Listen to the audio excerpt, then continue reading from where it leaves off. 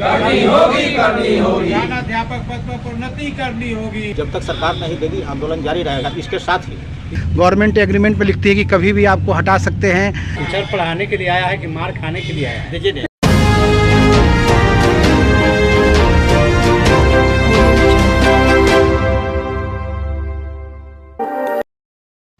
जिंदाबाद जिंदाबाद जिंदाबाद, वोट जिंदाबाद जिंदाबाद जिंदाबाद, वोट जिंदाबाद जिंदाबाद। पेंशन योजना लागू करनी होगी, करनी होगी, करनी होगी। वोट जिंदाबाद जिंदाबाद जिंदाबाद।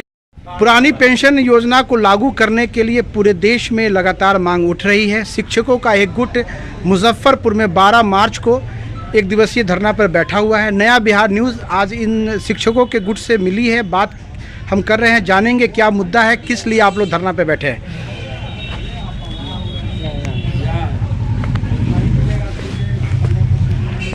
सर, आप लोग के द्वारा आज धरना किया जा रहा है, क्या मांग है सर?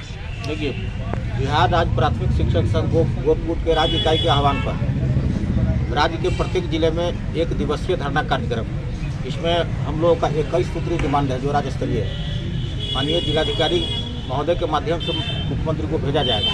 इसमें हमारा 21 सूत्रीय डिमांड में जैसे कुछ मुख्य मांगे हैं जो कि पुरानी पेंशन स्कीम को लागू करना है। अभी आपने कहा कि जैसे राजस्थान में जैसे लागू कर दिया गया है, यहाँ भी जैसे क्योंकि शिक्षक जब रिटायर करते हैं, कोई भी कार्यालय कर भी रिटायरमेंट होता है तो वो खाली हाथ घर जाते हैं। ये हम लोगों का हक बनता है, हम लोग इस पर एकजुट है।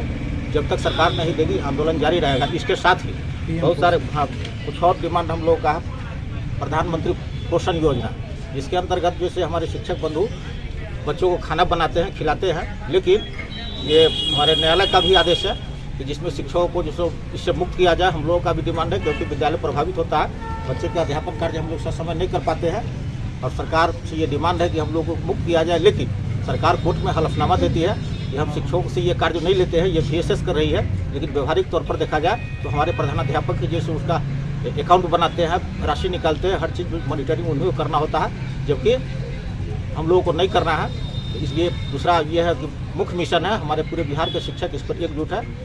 तीसरा डिमांड है कि अभी चूँकि बीच में माननीय सर्वोच्च न्यायालय में मामला चला गया था, जो प्रोन्नति का मामला है, रोक लगा दिया था गवर्नमेंट के द्वारा, लेकिन वहाँ से भी आदेश हो गया है। अभी जिले में प्रोन्नति नहीं हो पाई है। जो स्नातक पद पर है, प्रधानाध्यापक पद पर है, प्रोन्नति होनी चाहिए, ये भी हम लोगों का डिमांड है। अभी सरकार द्वारा जो आदेश दिया गया है 15% वेतन वृद्धि होना चाहिए नियोजित शिक्षकों को, लेकिन अभी जिला में इम्प्लीमेंट नहीं हुआ है, किसी शिक्षकों के खाते में ये राशि नहीं गई है, ये भी स्थानीय मांगों में है। इसके अलावा अन्य मांग भी है कि विगत 2 वर्षों से 19-20 से अभी तक, अभी 21-22 चल रहा है, अभी तक जैसे 2 वर्षों में जो विद्यालय विकास अनुदान जो गवर्नमेंट देती है, भारत सरकार की राशि होती है, क्योंकि विद्यालय के विकास के लिए मिलना चाहिए, लेकिन विभागीय स्तर पर सर्व शिक्षा अभियान कार्यालय अंतर्गत जो कुछ खामियां हैं पदाधिकारियों की, जिसके कारण जैसे राशि नहीं गई है, वहाँ विद्यालय विकास भी रुका हुआ है, कहीं बेंच टूटा हुआ है, डेस्क टूटा हुआ है, स्वच्छता बाधित होता है। इन्हीं सब बिंदुओं पर लेकर के हम लोग धरना कार्यक्रम कर रहे हैं। पेंशन योजना पे हम बात कर रहे हैं, सामने हमारे एक शिक्षक है। सर, क्या नाम हुआ आपका सर? ललितेश्वर प्रसाद यादव। हाँ सर, क्या ये यहाँ प्रखंड में है? सर, जैसे शिक्षक कॉन्ट्रैक्ट बेसिस पे हैं, नियोजित हैं और एग्रीमेंट गवर्नमेंट से साइन करते हैं, गवर्नमेंट एग्रीमेंट पे लिखती है कि कभी भी आपको हटा सकते हैं, कोई जिम्मेदारी नहीं रहे सरकार की आपके ऊपर, फिर उसमें पेंशन योजना कैसे लागू होगी सर? हम लोगों को जो नियमित बहाली हुई है सुप्रीम कोर्ट के आदेश से, जी हाँ, और 2003 का वैकेंसी था, हम लोग लालू जी से लड़ते लड़ते हम लोग सुप्रीम कोर्ट तक गए और लड़े, तो हम लोगों को NPS में क्यों रखा गया, हम लोगों को पुरानी पेंशन क्यों नहीं दिया गया?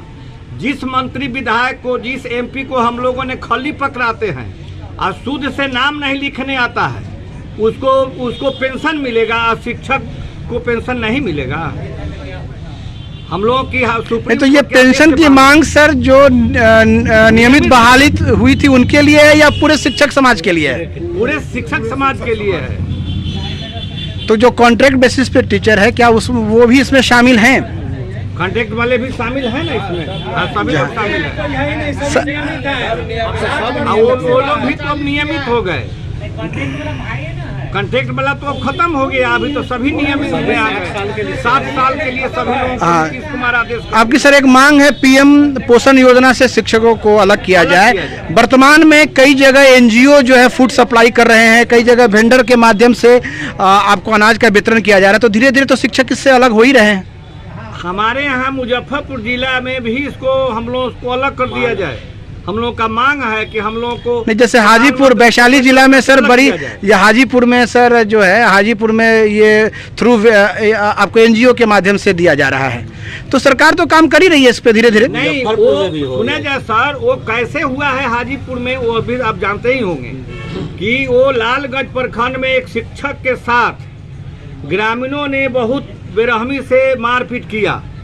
पूरे वैशाली जिला के सभी शिक्षक खाना बनाना बंद कर दिए कि जो सरकार को हम लोग के खिलाफ में करना है करे, लेकिन हम लोग खाना नहीं बनाएंगे। तब एनजीओ से शुरुआत हुआ। तो क्या सर एनजीओ से करने के लिए फिर मारपीट करना पड़ेगा क्या मुजफ्फरपुर में? पड़ेगा हम लोग को भी। खैर आपकी मांग जायज है, इस बात के लिए सुना था सर, पारू प्रखंड में डुमरी परमानंदपुर में कल है टीचर को मारा गया है खाना के लिए, कल मारा गया है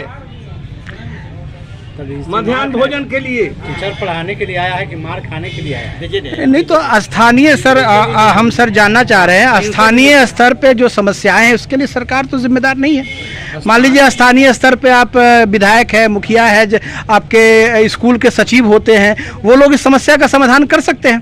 अरे इसके लिए सरकार की नीतियाँ जवाबदेह है। सरकार जो नीति बनाती है, स्थानीय प्रतिनिधि जो भी है वो सरकार के नियम से सब बंधे हुए हैं, तो सरकार का एक आदेश होता तब न सबों पर लागू होता। सरकार तो जैसे वो अपना हलफनामा आरटीआई के अधीन जब वो अपना देती है, जब कोई आरटीआई में जवाब मांगता है कि शिक्षकों से खाना क्यों बनाया जाता है, तो सरकार अपना जवाब देती है कि हम जो खाना शिक्षकों से नहीं बनवाते हैं, बीएसएस बनाती है।